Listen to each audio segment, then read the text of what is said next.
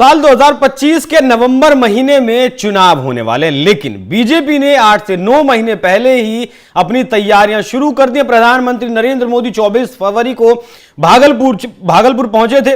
वहां उन्होंने नीतीश कुमार के साथ रोड शो किया, जनता का संबोधन किया। वहां लाखों की भीड़ प्रधानमंत्री नरेंद्र मोदी को सुनने के लिए पहुंची थी। प्रधानमंत्री तो अपना भाषण देकर वहां से चले गए। उनके 2-3 दौरे और थे, आसाम थे, एक जगह और था। लेकिन उसके बाद जेपी नड्डा पार्टी अध्यक्ष पहुंचे बिहार में अपने नेताओं की मीटिंग करने के, क्या कुछ किस तरीके से बिहार में चुनाव को लड़ा जाएगा, माइक्रो मैनेजमेंट जिसे बीजेपी कहती है वो कैसे किया जाएगा। लेकिन इस बैठक के बीच नीतीश कुमार अचानक जेपी नड्डा से मुलाकात करने के लिए पहुंच जाते हैं। क्या कुछ मायने इस मुलाकात के और बिहार में क्या कुछ फिलहाल रणनीति बीजेपी की तरफ से चल रही है, उसी पर ज्यादा जानकारी देने के लिए मेरे साथ मौजूद है मृत्युंजय शर्मा, बीजेपी नेता। सर बहुत बहुत स्वागत है आपका।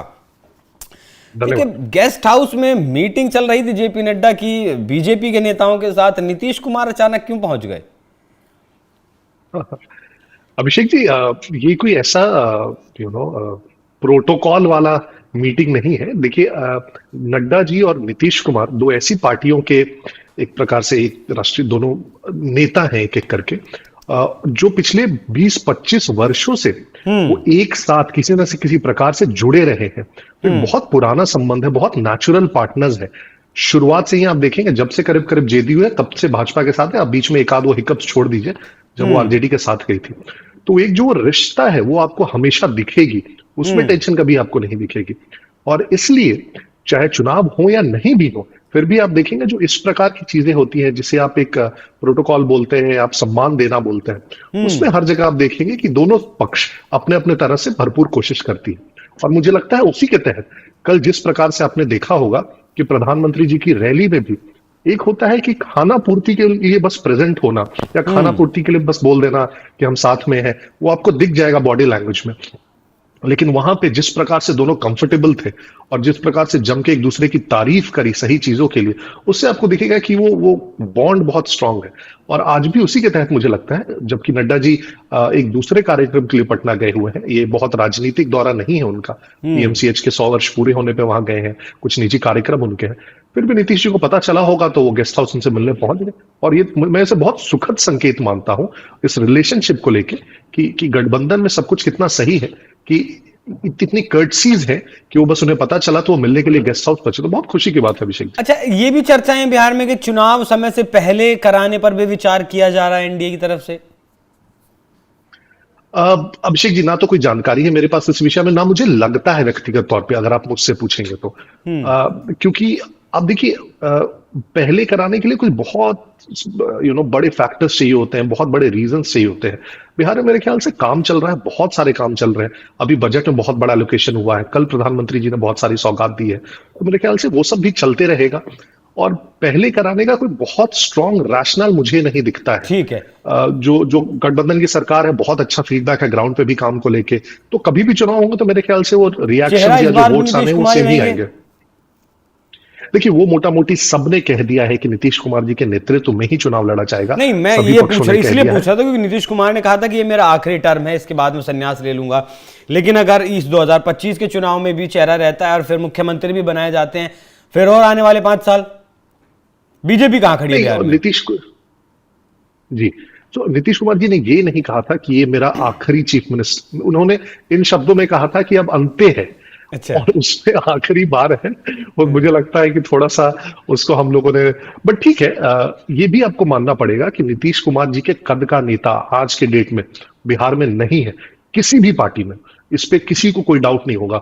जिस प्रकार के विकास की लकीर उन्होंने खींची है, बिहार के जब मुख्यमंत्रियों का नाम लिया जाएगा आज से कई वर्षों बाद भी, कई दशकों बाद भी, तो नीतीश कुमार जी उसमें सबसे अग्रणी नेताओं में आएंगे।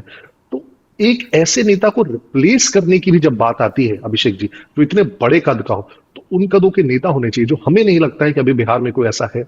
और नीतीश कुमार जी बहुत नेचुरल चॉइस है। लोगों के पास भी आप जाएंगे, हर व्यक्ति, हर समाज का आप देखेंगे, महिलाओं के बीच, युवाओं के बीच, जितने भी समाज है, चाहे सामान्य वर्ग आप देखेंगे, ईबीसी वर्ग है, दलित वर्ग है, सब में उनकी पॉपुलैरिटी करीब करीब बहुत अच्छी है।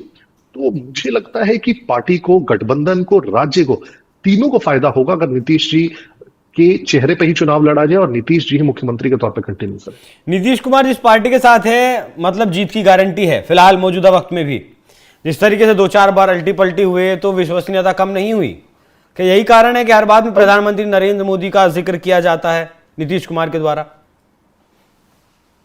एक चीज जो मुझे थोड़ा सा अंतर लगा है अभिषेक जी, इस बार जब वो बीजेपी के साथ है और पिछले 1-1.5 वर्षों में आप देखेंगे, मैं मानता हूं कि उन्होंने 2 बार इधर से उधर पलटी की है, लेकिन आप उनके भाषणों को भी ध्यान से सुनेंगे तो उन्होंने बहुत क्लियरली एक प्रकार से उस गलती को एक्सेप्ट किया। पहले जो ये कभी नहीं करते थे, उन्होंने स्टेज से कहा है कि 2 बार हमसे गलती हो गई है, अब हम कहीं नहीं जाने वाले हैं, अब हम यहीं रहने वाले हैं। और उसमें जो एक सिंसियरिटी होती है, वो जो जेन्युइनिटी होती है, वो आपको दिखेगी। इनफैक्ट स्टेज पर भी मैं वही कह रहा हूं, पिछले 1 वर्ष का आप स्टेज का प्रेजेंस उठा लीजिए उनका, चाहे प्रधानमंत्री के साथ हो या बाकी नेताओं के साथ, जितना कंफर्ट लेवल रहा है, जितना अप्रिशिएट किया है उन्होंने। दूसरा, इस बार आप देख लीजिए कुछ कुछ बिल्स पे जो केंद्र में सरकार लेके आ रही है एनडीए की, उस पे उनके डिफरेंट मत होने के बाद भी कभी भी पब्लिक स्टेज से किसी प्रकार के कमेंट्स नहीं किए गए हैं। बहुत समन्वय के साथ चलने का प्रयास किया गया है। राज्य में भी यही हुआ है, आप देखिए। तो मुझे लगता है कि नीतीश जी अब देख रहे हैं कि उनकी लेगेसी क्या होगी फाइनल, क्योंकि जो भी उनका आखिरी टर्म होगा, तो चाहते हैं लेगेसी के तौर पर इस चीज की बात ना की जाए कि 2 बार इधर से उधर गए। लेगेसी पे इस चीज पे बात की जाए कि बिहार में उन्होंने विकास की लकीर खींची है, और उसके लिए उनको समझ आता है कि बीजेपी एक ऐसी पार्टनर है, एक तो वो बहुत विकास, इंफ्रास्ट्रक्चर, इन चीजों में विश्वास रखती है, और दूसरी केंद्र में भी है, तो उसका भी फायदा बहुत मिलेगा राज्य को। इसलिए मुझे लगता है कि अब वो बहुत ज्यादा क्लियर है कि बीजेपी के साथ ही रहना है। बेटे को स्टैब्लिश करेंगे नीतीश कुमार राजनीति में? देखिए, ये तो मुझे भी सिर्फ मीडिया की चर्चाओं में ही अभी तक सुनने को मिली है। किसी से भी इस पर आधिकारिक बयान नहीं आया है, ना नीतीश जी के पार्टी से, ना उनके बेटे से, ना खुद उनसे। तो मुझे लगता है इस पे अभी सिर्फ गेसवर्क चल रहा है, और एक जो राजनीतिक सर्कल्स में हमेशा होता है, क्योंकि हर नेता का बेटा सब देखना भी चाहते हैं और वो जनरली आते भी है।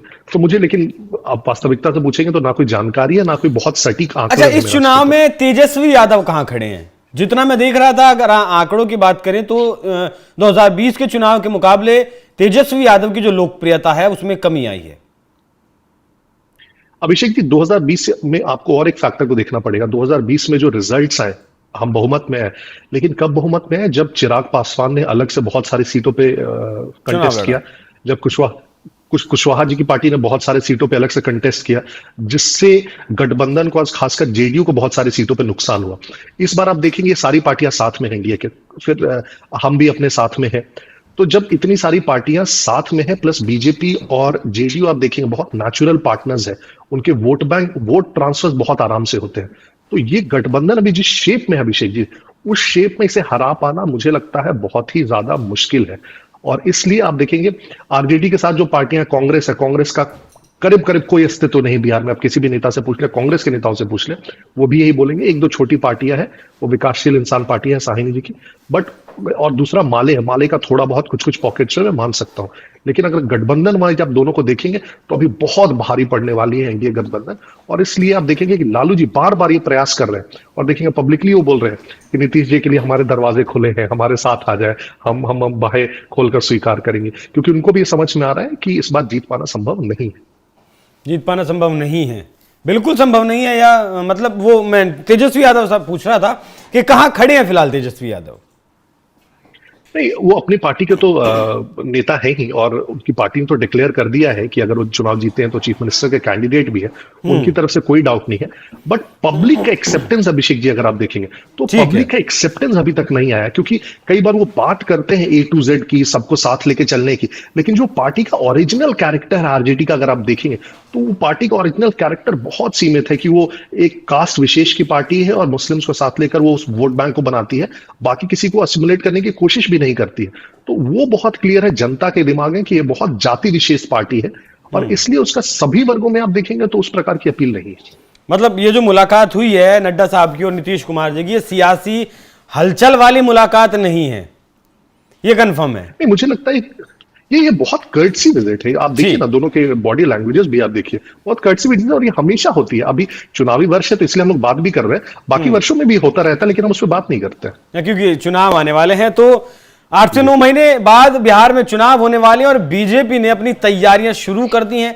रणनीति क्या होगी बिहार के चुनाव की, उसके लिए बैठकों का दौर जारी है। नीतीश कुमार खुद जेपी नड्डा से मुलाकात करने पहुंचे थे, कोई सियासी हलचल वाली बात नहीं है, नॉर्मल मीटिंग है। नड्डा साहब पहुंचे थे तो नीतीश कुमार ने सोचा कि मैं भी मुलाकात कर ही लो, बाकी मायने अब इस मुलाकात के अलग अलग निकाले जाएंगे ही। क्या क्या मायने निकाले जाते हैं वो अभी उस पर भी नजर बनी रहेगी। मृत्युंजय जी बहुत बहुत धन्यवाद, आपने इस चर्चा को विस्तार दिया। दर्शकों आपको चर्चा कैसी लगी कमेंट कर जरूर बताइएगा। नमस्कार।